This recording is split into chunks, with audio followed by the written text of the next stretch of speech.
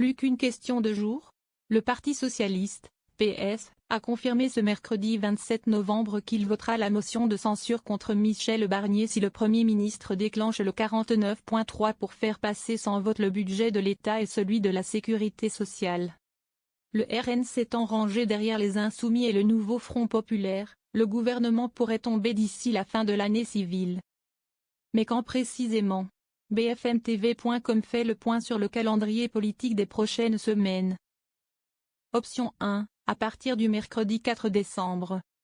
Les parlementaires membres de la commission mixte paritaire ont trouvé ce mercredi 27 novembre un accord sur un texte de compromis sur le budget de la sécurité sociale. Cette version du projet de loi sera soumise une dernière fois au vote des députés ce lundi 2 décembre, à partir de 15 h.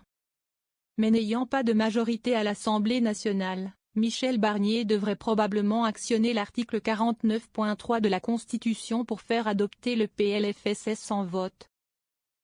Les députés auront 48 heures pour déposer une motion de censure. La France insoumise a prévenu, le texte a déjà été rédigé et les signatures sont prêtes.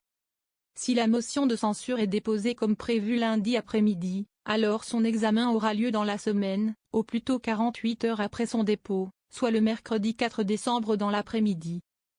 Au plus tard, le débat aura lieu le troisième jour de séance suivant l'expiration du délai constitutionnel de 48 heures consécutif au dépôt, précise le site de l'Assemblée nationale. Soit le lundi 9 décembre. À ce stade, seul le NFP est certain de voter une motion de censure déposée en réponse à un 49.3 sur le PLFSS. Les parlementaires du RN se réuniront ce jeudi 28 novembre à 14 h pour discuter de leur stratégie.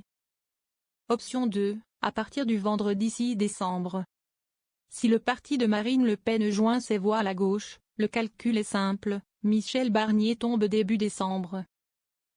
Mais l'extrême droite peut aussi lui accorder un léger sursis en décidant de ne pas voter cette première motion de censure. Première. Car un autre texte, moins emblématique, qui fixe les ajustements budgétaires pour l'année 2024, devrait arriver en commission mixte paritaire le mardi 3 décembre. En cas d'accord, il sera soumis au vote des députés le lendemain et sera probablement adopté par 49.3 à l'Assemblée nationale.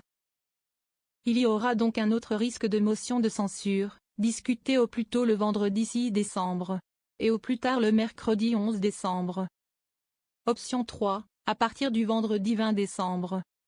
Un 49.3 est aussi attendu sur le budget de l'État, le fameux projet de loi de finances. Actuellement débattu au Sénat, il sera probablement adopté par la majorité de droite. Comme le PLFSS, une commission mixte paritaire se réunira une fois le texte voté. Que la CMP soit conclusive ou non, le gouvernement présentera un texte le mercredi 18 décembre à l'Assemblée nationale à 21 h 30, selon le calendrier prévisionnel de la Chambre basse. Sans majorité, Michel Barnier dégainera, s'il est toujours en poste, un troisième 49.3.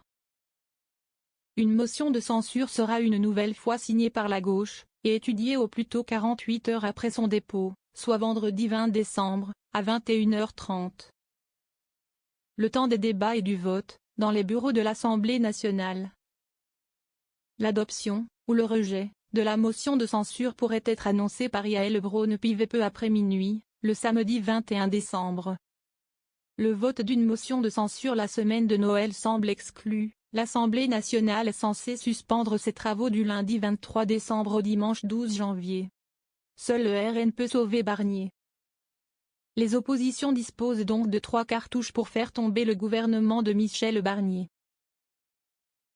Le PLFSS à partir du mercredi 4, le projet de loi de finances de fin de gestion à partir du vendredi 6 et le PLF à partir du vendredi 20 décembre.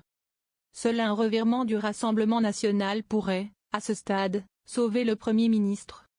Nous voterons la motion de censure avec le nouveau Front populaire, assurait toutefois Jean-Philippe Tanguy lors d'une conférence de presse ce mercredi matin au micro de BFM TV. Les institutions et la réalité démocratique vous imposent de voter des choses parfois avec vos ennemis politiques. Si est-il comme ça? Ce qui compte, si est-il est fait, lançait-il.